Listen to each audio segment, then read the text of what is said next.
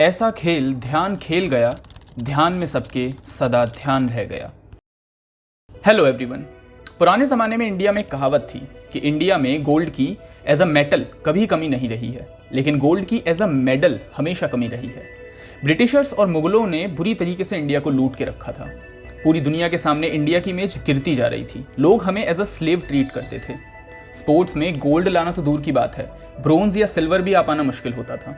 अब ऐसे में हमें ज़रूरत थी एक चमत्कार की, एक लेजेंड की, एक मसीहे की, जो हमारे इंडिया के लेवल को यहाँ से यहाँ तक लेके जा सकता था। और इसी के साथ 1905 में 29 अगस्त को यूपी के इलाहाबाद में, जो कि आज प्रयागराज के नाम से जाना जाता है, जन्म होता है ध्यान सिंह का, जिन्हें हॉकी का विजर्ड, मैजिशियन और यहाँ तक कि भगवान भी माना जाता है। वो ध्यान सिंह जिसकी हॉकी स्टिक से बॉल लेना इम्पॉसिबल होता था। वो ध्यान सिंह जिसने 6 साल की उम्र में पढ़ाई को छोड़कर 16 साल की उम्र में ब्रिटिश इंडियन आर्मी को ज्वाइन किया था एज अ सिपाही। वो ध्यान सिंह जिसने इंडिया को 8 में से 7 बार ओलंपिक में गोल्ड दिलवाया। वो ध्यान सिंह जिसने दुनिया के सबसे खतरनाक लीडर हिटलर के प्रस्ताव को भी ठुकराया था। और वो ध्यान सिंह जिसके जन्म को यानी 29 अगस्त को हम नेशनल स्पोर्ट्स डे के रूप में मनाते हैं। मेजर ध्यानचंद, इनका असली नाम था ध्यान सिंह। इनके माता और पिता का नाम था सामेश्वर सिंह और शराधा सिंह। सामेश्वर सिंह जो कि इनके पिता थे, वो ब्रिटिश इंडियन आर्मी में खुद एक सूबेदार थे, और इनके भाई रूप सिंह खुद एक बहुत अच्छे हॉकी प्लेयर थे। क्या आपको पता है मेजर ध्यानचंद का कोई इंटरेस्ट नहीं था हॉकी में। हॉकी तो दूर की बात है, स्पोर्ट्स में भी उनका कोई इंटरेस्ट नहीं था। लेकिन जैसे जैसे उन्हें स्पोर्ट्स के बारे में नॉलेज हुई, रेसलिंग में उन्हें थोड़ा सा इंटरेस्ट आना शुरू हुआ। खैर, ये भगवान का चमत्कार है कि उन्होंने रेसलिंग को ज़्यादा भाव नहीं दिया, वरना हमें हॉकी का इतना बड़ा लेजेंड नहीं मिल पाता।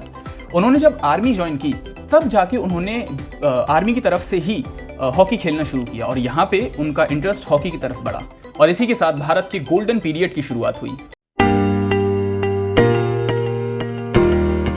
ध्यान सिंह जी का नाम ध्यानचंद कैसे हुआ, इसके ऊपर 2 स्टोरीज हैं। कहते हैं कि जो उनके पहले कोच थे, जिनका नाम पंकज गुप्ता था, उन्होंने उनको चांद नाम दिया था। उन्होंने कहा था कि तू इतना अच्छा खेलता है, तू एक दिन चांद की तरह पूरे देश में, पूरी दुनिया में चमकेगा। और दूसरी स्टोरी ये बताते हैं कि जब उन्हें सैलरी मिलती थी, तो वो सैलरी से महीने की स्टार्टिंग में एक बॉल और एक हॉकी का बैट लेके आते थे, और उससे पूरी रात वो खेलते रहते थे अपने आर्मी कैंप में। अब दोस्त उनके देखते थे तो बोलते थे कि सो जा यार, अब तो चांद भी निकल आया है। तो वो कहते थे कि नहीं, अब चांद निकला है तो अब तो मैं खेलना शुरू करूँगा। तो रात में प्रैक्टिस के बाद चांद निकलता है खेलने के लिए, तो उन्होंने इस तरीके से उनका नाम चांद रख दिया था कि ये ध्यान सिंह नहीं, ध्यान चांद है। तो दिस इज़ हाउ ये 2 स्टोरीज़ हैं, उनका नाम ध्यानचंद कैसे पड़ा ध्यान सिंह से। और जब मैं कहता हूँ कि इंडिया के लिए अब गोल्डन पीरियड शुरू हुआ है, इसके पीछे कई सालों की मेहनत है। उनकी मेहनत दिखती थी उनके मैचेस में। एक बार की बात है, कोई मैच चल रहा था, कोई फ्रेंडली मैच था, और ध्यानचंद जी गोल नहीं कर पा रहे थे। तो उन्होंने रेफरी को चैलेंज किया कि ये जो गोल पोस्ट है ना मेरा, इसमें कुछ गड़बड़ी है और मैं गोल नहीं कर पा रहा हूँ, इसको चेक करवाओ। एंड सरप्राइजिंगली उस गोल पोस्ट में गड़बड़ी थी। जो ऑफिशियल मेजरमेंट्स होती हैं गोल पोस्ट की, उससे छोटा था वो गोल पोस्ट। एंड ये एक ऐसा मैच था जिसके बाद ध्यानचंद जी की तरफ बहुत सारे अट्रैक्शन आने लगी कि इतनी आसानी से इन्होंने कैसे बता दिया, कितना अच्छा प्लेयर है, कितनी प्रैक्टिस करके आया होगा। खैर, समय बीतता गया और अब बात आती है 1926 के न्यूयॉर्क टूर्नामेंट की। ये ध्यानचंद जी का पहला ऑफिशियल फॉरेन टूर्नामेंट था, जब उन्हें देश से बाहर जाके खेलना था। इसके पहले मैच में ही इंडिया ने 20 गोल्स करे थे, जिसमें से 10 गोल केवल ध्यानचंद जी के खुद के थे। और बताते हैं कि इस पूरे टूर्नामेंट में टोटल 21 मैच हुए भारत के, जिसमें से 18 भारत ने जीते, 1 वो हार गए और 2 ड्रॉ हुए थे। और इस पूरे टूर्नामेंट में, इन पूरे 21 मैचेस में भारत ने 192 गोल्स किए थे। 192 गोल्स, उसमें से 100 गोल्स खुद ध्यानचंद जी के ही थे, आधे से भी ज़्यादा। और इस टूर से जब वो लौटे थे, तो ब्रिटिश इंडियन आर्मी ने, जो वो पहले सिपाही की पोस्ट पे थे, उन्हें लांस नायक बना दिया था। इसके बाद 1927 के लंदन टूर्नामेंट में भी ध्यानचंद जी गए थे, और वहां पर भारत ने टोटल 10 मैचों में 72 गोल्स किए थे, जिसमें से 36 गोल्स अकेले ध्यानचंद जी के थे। ये वो मैचेस थे जिनके बाद ध्यानचंद जी की बातें प्लेयर्स के बीच में बढ़ती चली गई। बताते हैं कि इसके बाद 1935 में क्रिकेट के लेजेंड डॉन ब्रैडमैन उनसे मिलने आए थे, और उन्होंने ये स्टेटमेंट दी थी कि तुम गोल्स इस तरीके से करते हो जिस तरीके से मैं रन्स बना रहा होता हूँ। खैर, इस तरीके के फॉरेन टूर्स और फ्रेंडली मैचेस में वो कई तरीके के गोल्स कर चुके थे और कई बार अपना जलवा दिखा चुके थे। लेकिन अब बात करते हैं ओलंपिक्स की, जहाँ से उनकी असली कहानी शुरू होती है, जहाँ से उनको लेजेंड का नाम दिया गया।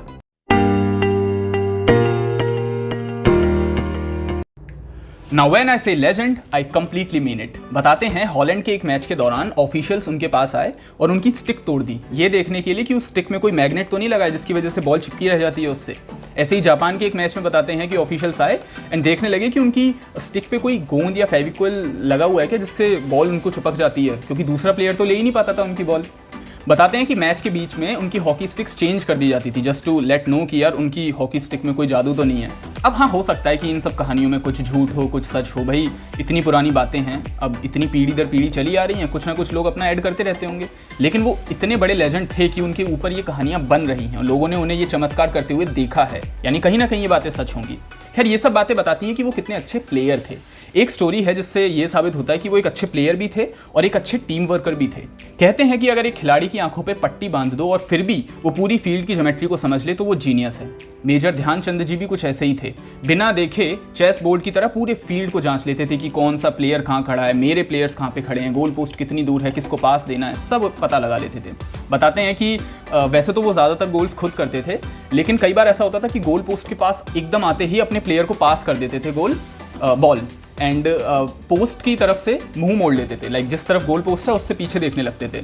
और जब इंटरव्यू में उनसे पूछा जाता कि यार आप ऐसा क्यों करते हो, आपको डर नहीं लगता कि वो जिसको आपने पास दिया है वो गोल कर पाएगा कि नहीं, तो वो बोलते थे कि मुझे अपने प्लेयर पे इतना भरोसा है कि अगर मैंने पास दिया है तो वो ज़रूर गोल कर पाएगा, और यदि वो मेरे पास के बाद भी गोल नहीं कर पाएगा तो वो मेरी टीम में रहने लायक नहीं है। मतलब एक अच्छा प्लेयर है, उसे अपने पास पे भी भरोसा है, और एक अच्छा टीम वर्कर है तो उसे अपने टीम पर भी पूरा भरोसा है।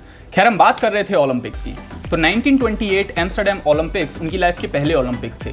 नीदरलैंड को उन्हीं की ज़मीन पे हरा के उन्होंने पूरी दुनिया में इंडिया की एक नई पहचान बना दी थी। और जैसा कि मैंने स्टार्टिंग में कहा था, हमें एक लेजेंड की ज़रूरत है जो इंडिया के लेवल को यहाँ से यहाँ लेके जाएगा, और उन्होंने ये बखूबी करके दिखाया था। ऐसा समझ लो कि इस मैच के बाद सबको यकीन हो गया था कि इंडिया में गोल्ड मेडल और गोल्ड मेडल की कमी नहीं होगी अब। और इसके बाद 1932 के एलए ओलंपिक्स में यूएसए के सामने इंडिया ने 24 गोल्स मार के एक वर्ल्ड रिकॉर्ड बनाया था जो कि 2003 में जाके टूट पाया था। और इसके बाद 1936 के बर्लिन ओलंपिक्स के लिए ध्यानचंद जी को इंडिया का कैप्टन बना दिया था। अब बर्लिन ओलंपिक्स की ये स्टोरी मेरी फेवरेट है, ध्यान से सुनना। कहते हैं कि ओलंपिक शुरू होने से एक महीने पहले इंडिया और जर्मनी ने एक फ्रेंडली मैच किया था 17 जुलाई को। पूरी बर्लिन में पोस्टर्स लगे थे कि इंडिया से कोई हॉकी का जादूगर आया है, तो सब मैच देखने भी आए हुए थे। मोस्टली वहाँ पे जर्मन्स थे, इंडियंस भी काफ़ी थे। इंडिया में ऐसा नहीं है कि केवल ध्यानचंद जी सबसे अच्छे प्लेयर थे, उनके अलावा भी काफ़ी अच्छे अच्छे प्लेयर्स थे जो इंडिया में मौजूद थे। लेकिन इस बार हुआ ये कि इस फ्रेंडली मैच में हम जर्मनी से हार गए। जर्मनी ने 4 गोल्स मारे और हमारा केवल 1। अब ये हार इंडिया के लिए बड़ा सदमा थी। ध्यानचंद जी को इस बात की फिक्र थी कि कहीं हॉकी के महारथियों की इमेज ना खराब हो जाए पूरी दुनिया के सामने। उन्हें पूरी रात नींद नहीं आ रही थी। अगली सुबह वो उठे और अपनी टीम से बात की, अपनी गलतियों पे गौर किया, उनसे डिस्कस किया, और उन्होंने बोला कि हम मेहनत करेंगे, 1 महीना है ओलंपिक्स को और हम जान लगा देंगे और इस ओलंपिक्स को जीत के दिखाएंगे। सब लोग हैरान थे कि इंडिया जर्मनी जैसी टीम के साथ एक फ्रेंडली मैच नहीं जीत पाई, तो वहाँ जापान, यूएसए, फ्रांस, इन सब के साथ कैसे जीतेगी। खैर, ध्यानचंद जी को पूरा भरोसा था अपनी हिम्मत पे और अपने टीम वर्क पे। 1 महीने बाद 5 अगस्त को ओलंपिक शुरू होते हैं। इंडिया का पहला मैच हंगरी के साथ है और बताते हैं कि हंगरी को उन्होंने 4 गोल से हराया। अगले मैच में यूएसए को 7-0 से, जापान को 9-0 से, और उसके बाद सेमीफाइनल्स में 10-0 से फ्रांस को हरा के वो फाइनल्स में पहुंच गए थे। भारत के साथ साथ जर्मनी भी अब फाइनल्स में पहुंच चुका था, और जर्मनी का राजा, जर्मनी का तानाशाह हिटलर किसी भी हाल में जर्मनी को जीतता हुआ देखना चाहता था। वो स्पोर्ट्स के थ्रू दुनिया को जर्मनी की पावर दिखाना चाहता था, और उसे पूरा यकीन था कि इस बार जर्मनी ओलंपिक्स जीतेगा, क्योंकि फाइनल्स में उसके सामने इंडिया थी, टीम इंडिया, जिसको अभी जर्मनी इतनी बुरी तरह हरा के चुके थे एक फ्रेंडली मैच में। अब कहने को तो ये मैच 14 अगस्त को होने वाला था, लेकिन बारिश की वजह से फील्ड काफ़ी खराब हो गया था, तो इसको पोस्टपोन करके 15 अगस्त को कर दिया गया। 15 अगस्त को इंडियन प्लेयर्स के मन में काफ़ी घबराहट मैच से पहले, और जैसे ही मैच स्टार्ट होता है उन्होंने अपना जादू दिखाना शुरू कर दिया। एक अलग सी मोटिवेशन देखनी शुरू हो गई। जर्मनी के प्लेयर्स भी सोच रहे थे कि ये वही इंडियन प्लेयर्स हैं जिनको अभी हमने हराया था, ऐसा तो बिल्कुल नहीं खेल रहे थे ये उस दिन। हिटलर को इस जीत का बेसब्री से इंतजार था। उसने स्टेडियम के आसपास कई तरीके के अरेंजमेंट्स किए थे, उसने कई सेलिब्रेशंस के अरेंजमेंट किए थे, काफ़ी लोगों को स्टेडियम में बुलवाया था ताकि वो जर्मन प्लेयर्स की मोटिवेशन को बढ़ा सके, उनको प्रोत्साहित कर सके। लेकिन जैसे जैसे ये मैच आगे बढ़ रहा था, सबको दिख रहा था कि जर्मनी के हाथ से ये प्ले फिसलता जा रहा है। जहां एक तरफ जर्मनी के प्लेयर्स काफ़ी चिंता में थे, काफ़ी घबराहट में थे, वहीं दूसरी तरफ इंडियन प्लेयर्स फील्ड पे अपना जादू दिखा रहे थे। ध्यानचंद जी के अलावा उनके सारे टीम मेंबर्स बहुत अच्छा प्रदर्शन दे रहे थे। पूरा स्टेडियम सुन पड़ा था, सबकी निगाहें उस मैच पर थी, और एंड में भारत जर्मनी को 8-1 के स्कोर से हरा देता है। जी हाँ, इंडिया के 8 गोल्स और जर्मनी का केवल 1।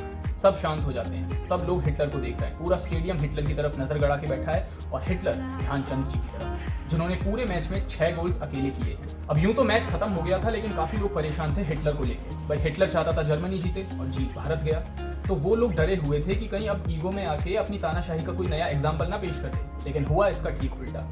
जब सब लोग इंडियन प्लेयर्स को फेलिसिटेट कर रहे थे, उनको अवार्ड्स दे रहे थे, उनको प्राइज दे रहे थे, हाथ हाथ मिला रहे थे, तो हिटलर भी गया इंडियन प्लेयर्स के पास और ध्यानचंद जी से हाथ मिला के उसने बोला कि आप जैसा प्लेयर मैंने कभी खेलता हुआ नहीं देखा फील्ड पे। आपके हाथों और हॉकी में जादू है। उसने ध्यानचंद जी से पूछा कि आप इंडिया में हॉकी खेलने के अलावा क्या करते हैं? तो ध्यानचंद जी ने कहा कि मैं ब्रिटिश इंडियन आर्मी में हूँ और लायंस नायक की पोस्ट पे हूँ। तो हिटलर ने कहा कि ये तो आपके हिसाब से अच्छी पोस्ट नहीं है, आप एक काम कीजिए, जर्मनी आ जाइए, मैं आपको जर्मनी की सिटीजनशिप भी दूंगा और आपको फील्ड मार्शल का ओहदा दूंगा। अब उस टाइम पे ये ओहदा बहुत बड़ा होता था और हिटलर ने बोला कि इंडिया जिस स्थिति में अभी है तो वो आपको ना ज़्यादा अपॉर्चुनिटीज़ दे नहीं पाएगा और आपकी ज़्यादा ग्रोथ नहीं करवा पाएगा। तो वो काफ़ी चुप पड़ गए और थोड़ी देर की चुप्पी के बाद वो मुस्कुराते हुए बोले कि मैं आपके ऑफर का पूरा सम्मान करता हूँ, लेकिन ऐसा है कि मेरे भारत देश का ये काम नहीं है कि वो मुझे आगे लेकर जाए, बल्कि मेरा ये कर्तव्य है कि मैं अपने खेल के थ्रू भारत को आगे लेकर जाऊँ। और सब लोग चौंक गए कि इतने बड़े तानाशाह को, इतने खतरनाक लीडर को उन्होंने मना कर दिया और एक ऐसे गुलाम देश को हाँ बोल दिया जो पता नहीं कब आज़ाद होगा और आज़ाद हो भी पाएगा कि नहीं। क्योंकि हम सबको पता है उस समय इंडिया और इंडियंस को ब्रिटिशर्स ने कितनी बुरी तरह दबा के रखा हुआ था। उन्होंने इस मैच के साथ ये भी साबित कर दिया कि एक अच्छे प्लेयर, एक अच्छे टीम वर्कर के साथ साथ वो एक अच्छे देशभक्त भी हैं। मैं अपनी वीडियोज़ में हमेशा ये बात कहता हूँ, मैं अपनी वीडियोस में हमेशा ये बात कहता हूँ कि हमें इस देश को फॉर ग्रांटेड नहीं लेना चाहिए। इस देश का एक एक पत्थर, इस देश का एक एक नदी, इस देश का एक एक पेड़ हमारे फ्रीडम फाइटर्स की, हमारे पूर्वजों की बहुत सारी मेहनत और बहुत सारे सेक्रीफाइस के बाद हमें मिला है। और मैं ऐसा मानता हूँ कि हमें इस देश की और इस देश की हर एक कण की बहुत इज्जत करनी चाहिए। बैक टू ध्यानचंद जी। मैंने अभी तक आपको काफ़ी सारी स्टोरीज़ बता दी हैं ध्यानचंद जी के बारे में कि वो कितने बड़े लेजेंडरी प्लेयर थे हॉकी के, और यही कारण है कि 29 अगस्त को हर साल भारत देश में हम नेशनल स्पोर्ट्स डे मनाते हैं on the auspicious occasion of the birth anniversary of late major Dhyanchand ji. National sports day पर हम देश के बेस्ट प्लेयर्स को अलग अलग अवार्ड्स देकर सम्मानित करते हैं। ये अवार्ड्स प्रेसिडेंट ऑफ इंडिया के द्वारा दिए जाते हैं, जैसे कि Rajiv Gandhi Khel Ratna award, this is the highest honour of an Indian athlete. Arjun award, which shows the excellence shown by the athlete. Dronacharya award, excellence in sports coaching. Dhyanchand award, which is the lifetime achievement award. Major Dhyanchand Khel Ratna award and sports development award titled Rashtriya Khel प्रोत्साहन पुरस्कार। अब आपने notice किया होगा कि इनमें से 2 awards major Dhyanchand जी के लिए डेडिकेटेड हैं। इसके अलावा दिल्ली, झांसी और लखनऊ में मेजर ध्यानचंद जी के नाम पर स्टेडियम्स एंड स्पोर्ट्स कॉलेजेस भी हैं।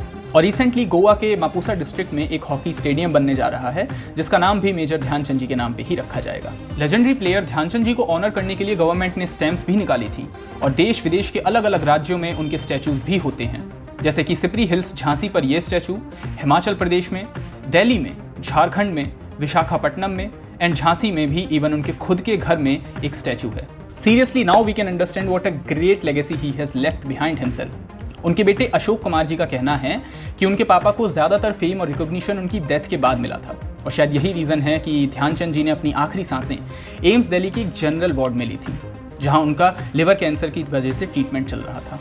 अभी मैंने बात की थी मेजर ध्यानचंद जी के स्टैचूज़ की, और इसी स्टैचू वाले पॉइंट से मेरे दिमाग में एक स्टोरी याद आ रही है, और उसी स्टोरी के साथ मैं इस वीडियो का एंड करना चाहता हूँ। स्टोरी ये है कि इंटरनेट पे एक बहुत बड़ा मिथ है कि वियना में मेजर ध्यानचंद जी का एक बहुत बड़ा स्टैचू है, 4 हाथों वाला, 4 हॉकी स्टिक्स के साथ। ये ऐसा कुछ भी नहीं है। उनके बेटे को जब इस बारे में पता चला, इस इन्फॉर्मेशन के बारे में पता चला, तो उनके बेटे ने इसके बारे में पता लगाना शुरू किया और ये देखा कि इंटरनेट पे तो इसकी कोई पिक अवेलेबल ही नहीं है। ऐसा कैसे हो सकता है कि भाई इतने इंडिया से टूरिस्ट वगैरह वहाँ जाते हैं, कोई ना कोई तो खींच के फ़ोटो डाल सकता था, इंटरनेट पे कोई फ़ोटो नहीं है। उन्होंने क्या किया कि उनको जर्मन आती थी, उन्होंने एक दिन ऑस्ट्रिया हॉकी फेडरेशन को ही मैसेज कर दिया और पूछा उनसे कि ऐसा कुछ है क्या। उनका साफ रिप्लाई है कि नहीं, ऐसा कुछ भी नहीं है, ये बस एक मिथ है, कोई रूमर होगा, स्टार्ट हो गया होगा। इसकी स्टार्टिंग हुई थी एक 90s के शो से। उस शो में कंटेस्टेंट से सवाल पूछा था कि ऐसा कौन सा प्लेयर है जिसका स्टैचू वियना के रेजिडेंट्स अपने यहाँ रखते हैं, जिसके 4 हाथ हैं और 4 हॉकी स्टिक्स हैं उसके चारों हाथों पे। और ऑब्वियसली इसका आंसर मेजर ध्यानचंद जी ही था।